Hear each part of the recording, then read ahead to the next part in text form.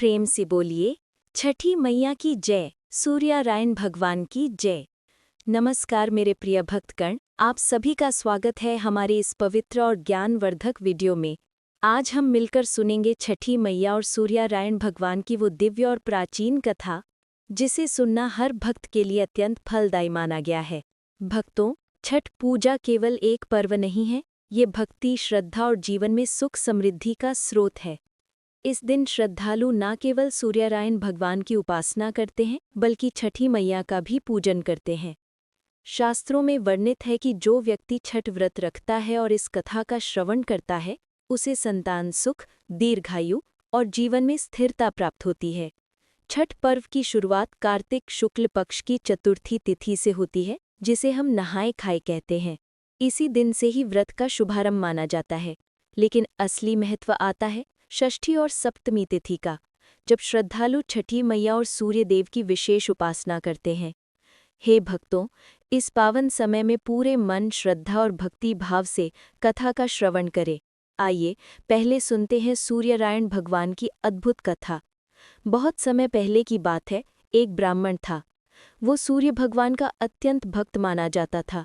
हर दिन वो सुबह सुबह नहा धोकर अपने घर में शुद्ध मन से पूजा करता और सूर्यदेव की कथा का पाठ करता।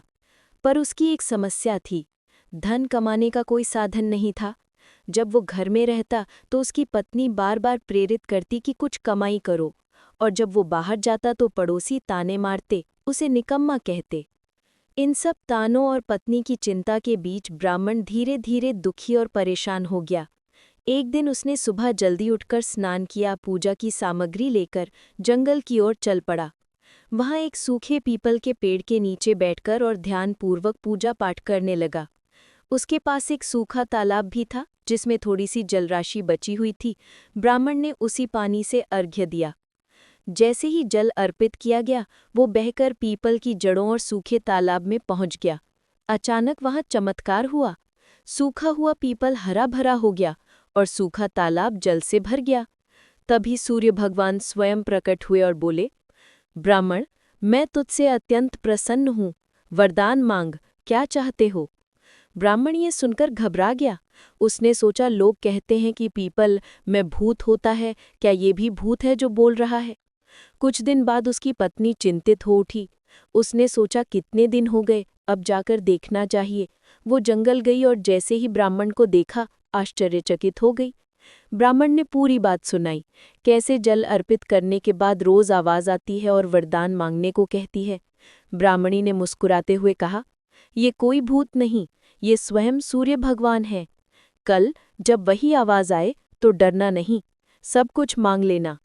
ब्राह्मण बोला, पर मैं तो कुछ मांगना ही नहीं जानता, भूल जाऊंगा। तब ब्राह्मणी ने समझाया, तुम ऐसा कहो कि 9 खंडों वाले महल में सोने के पालने में अपने पोते पोतियों को दास दासियों के साथ खेलते और झूलते हुए अपनी आंखों से देखूं। इस प्रकार तुम्हें लंबी उम्र, पुत्र, पौत्र, बहुएं और संपत्ति सब कुछ प्राप्त होगा। ब्राह्मण ने कहा, मुझे समझ नहीं आया। ब्राह्मणी ने फिर समझाया, धन होगा तभी सोने का पालना बनेगा, दास दासियां होंगी तभी पोते पोती को झूला झूल पाएंगे, बेटे और बहुएं होंगी तभी परिवार में वंश बढ़ेगा। ब्राह्मण ने कहा, ठीक है, अब मुझे सब कुछ समझ में आ गया। अगले दिन ब्राह्मण ने स्नान किया, पूजा की और सूर्यदेव को अर्घ्य दिया। तभी वही आवाज आई और ब्राह्मण ने वैसा ही कहा जैसा ब्राह्मणी ने समझाया था। सूर्य भगवान मुस्कुराए और बोले, तुम भोले लगते हो, पर एक ही बार में सब कुछ मांग लिया। जो भी मांगा है वो तुम्हें अवश्य मिलेगा, तुम्हारी हर इच्छा पूरी होगी। सूर्य देवता प्रकट होकर अंतर्धान हो गए। ब्राह्मण आनंदित होकर घर की ओर चल पड़ा। घर पहुंचते ही उसने देखा, जहां पहले टूटी फूटी झोंपड़ी थी, वहां 9 खंडों वाला भव्य महल खड़ा था। दास दासियां सेवा में लगी हुई थीं। ब्राह्मण ने पूछा, मेरी झोंपड़ी कहाँ गई? तभी महल से एक सुंदर स्त्री बाहर निकली, सज धज कर रत्न आभूषणों से सजी हुई, मुस्कुराते हुए बोली, आइए स्वामी, ये आपका ही घर है। सूर्य भगवान ने आपकी हर मनोकामना पूरी कर दी है। ब्राह्मण ने देखा कि उसके पास इतनी संपत्ति और धन आ गया कि वो थोड़े विचार में पड़ गया।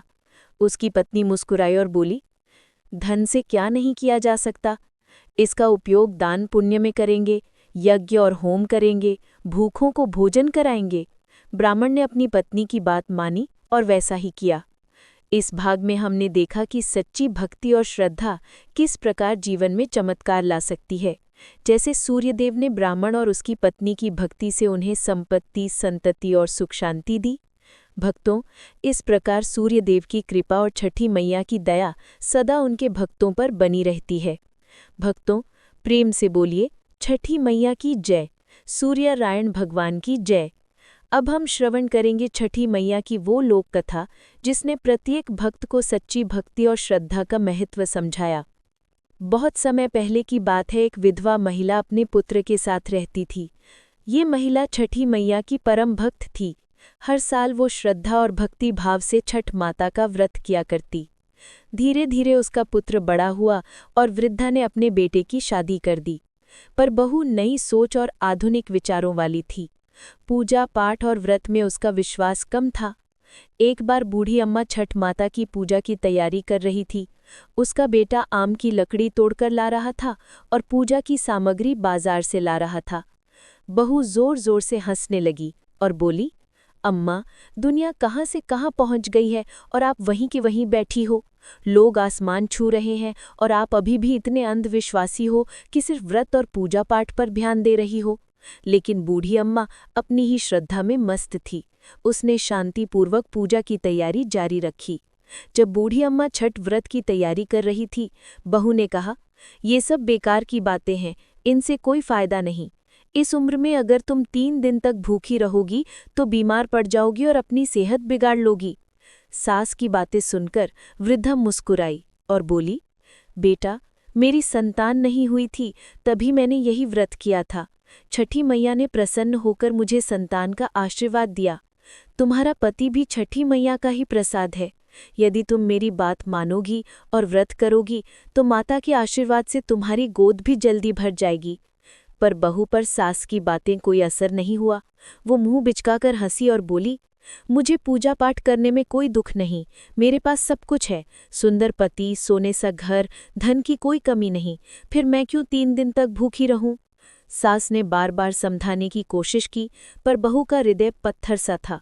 उसने पति की भी बात अनसुनी कर दी। अंततः पति ने कहा, ठीक है, तुम्हारी मर्जी। मैं माँ के साथ घाट सजाने जा रहा हूँ ताकि माँ छठी मैया के चरणों में शीश झुका सके। बेटा हाथ में कुंडल उठाकर घाट की ओर चल पड़ा। माँ और बेटे ने मिलकर आम की लकड़ी से हवन की तैयारी की। घर को गाय के गोबर से लीपा और पूरी भक्ति से व्रत की शुरुआत की। घाट पर पहुंचने पर बहू उदासीन भाव से मेला देखने लगी। उसने कहा, मैं पूजा करने नहीं आई, मैं मेला देखने आई हूँ। जैसे ही पति ने स्नान के लिए जल में डुबकी लगाई, अचानक एक भयानक चीख गूंज उठी, बचाओ, नदी की लहरों में वो समा गया। बूढ़ी अम्मा के पैरों तले जमीन खिसक गई। उसने छाती पीटते हुए विलाप किया, हे मैया, मैंने तेरा जीवन भर व्रत किया, तेरी सेवा की कभी भूल नहीं की, फिर आज मेरे लाल को क्यों छीन लिया? भक्तों, इस समय ये स्पष्ट हो गया कि छठी मैया की कृपा और करुणा केवल सच्चे भक्तों पर होती है। जैसे ही बहू नदी में कूदने वाली थी, अचानक एक विशाल लहर आगे आई और जोर से किनारे से टकराई। उसी लहर में बूढ़ी अम्मा का पुत्र सुरक्षित बाहर निकल आया। घाट पर खड़े सभी लोग आश्चर्यचकित रह गए। उनकी आंखों में विश्वास की चमक और खुशी के आंसू थे। बहू ने देखा कि माता की कृपा ने उनके पति को बचाया। उसने तुरंत छठी मैया से माफी मांगी, हे माँ, मुझसे गलती हो गई। आज से मैं आपकी पूजा और व्रत को पूरे श्रद्धा भाव से करूंगी, मुझे क्षमा करें। भक्तों, यही सच्ची भक्ति और विनम्रता है। छठी मैया अपने भक्तों को कभी निराश नहीं करती। उस दिन से बहू भी अपनी सास के साथ हर साल छठी मैया का व्रत और पूजा करने लगी। छठी मैया की कृपा से उसे भी संतान सुख प्राप्त हुआ। इस प्रकार वृद्धा, उसका पुत्र और बहू छठी मैया की पूजा से सुखी और संपन्न बन गए। अब हम सुनेंगे छठी मैया की वो पुराणिक कथा जो राजा प्रियनवद और महर्षि कश्यप से जुड़ी हुई है। बहुत समय पहले की बात है, राजा प्रियनवद का कोई संतान नहीं थी। उसकी पत्नी संतान सुख की कामना करती रहती थी। तब महर्षि कश्यप ने राजा के यहाँ पुत्र प्राप्ति के लिए यज्ञ का आयोजन किया। यज्ञ में दी जाने वाली खीर को राजा की पत्नी मालिनी को खाने के लिए कहा गया। खीर का प्रभाव होते ही राजा और रानी को पुत्र प्राप्त हुआ, लेकिन दुर्भाग्यवश वो शिशु मृत जन्मा। तब शिशु ने माता से कहा, मैं सृष्टि की मूल प्रवृत्ति के छठे अंश से उत्पन्न हुआ हूँ, इसलिए मुझे षष्ठी कहा जाता है। माता ने राजा को अपने पूजन का आदेश दिया और सभी को इसे करने के लिए प्रेरित किया। राजा ने श्रद्धाभाव से षष्ठी का व्रत रखा और शीघ्र ही पुत्र रत्न की प्राप्ति हुई। यही दिन कार्तिक शुक्ल षष्ठी तिथि से छठी मैया की पूजा की परंपरा आरंभ हुई। महाभारत काल की कथा भी छठ व्रत के महत्व को दर्शाती है। कुंती पुत्र कर्ण दानवीर और सूर्यपुत्र थे। सूर्यदेव उनकी परंपरागत पूजा और भक्ति से प्रसन्न रहते थे। कर्ण प्रातःकाल उठकर सूर्यदेव को अर्घ्य देते थे। यहीं से सूर्य अर्घ्य देने की परंपरा का आरंभ हुआ। ग्रंथों में उल्लेख मिलता है कि कुंती और द्रौपदी भी छठ व्रत करती थीं। द्रौपदी के छठ पूजा करने के बाद ही पांडवों को उनका हारा हुआ राज्यपाट वापस मिला।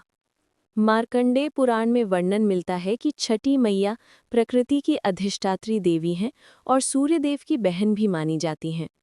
छठी मैया संतान सुख, दीर्घायु और सौभाग्य देने वाली माता है।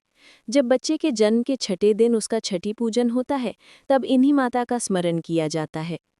छठी मैया की कृपा से न केवल संतान को सुख सुविधाएं प्राप्त होती हैं, बल्कि जीवन में आने वाले संकट और कष्ट अपने आप दूर हो जाते हैं। जैसा हमने देखा ब्राह्मण और वृद्धा की कथा में, छठी मैया सच्चे भक्तों की इच्छाओं को पूर्ण करती हैं। यदि आप श्रद्धा भाव से व्रत रखते हैं तो संतान सुख और परिवार में सुख समृद्धि प्राप्त होती है। यदि आपके पास कोई चिंता या संकट है तो छठी मैया उसकी राह दिखाती हैं और संकट दूर करती हैं। छठ व्रत में सच्चे मन से श्रद्धा रखने वाले भक्तों को दीर्घायु, स्वास्थ्य और संपत्ति की प्राप्ति होती है। इस प्रकार छठ पूजा केवल एक पर्व नहीं, बल्कि जीवन को सुधारने, भक्तों के मनोबल और विश्वास को बढ़ाने वाला पवित्र अवसर है। अगर कथा अच्छा लगा हो तो कमेंट बॉक्स में जय छठी माता ज़रूर लिखें और कथा को लाइक और चैनल को सब्सक्राइब ज़रूर करें। धन्यवाद भक्तों, कथा सुनने के लिए। अब मिलते हैं एक अगली कथा के साथ।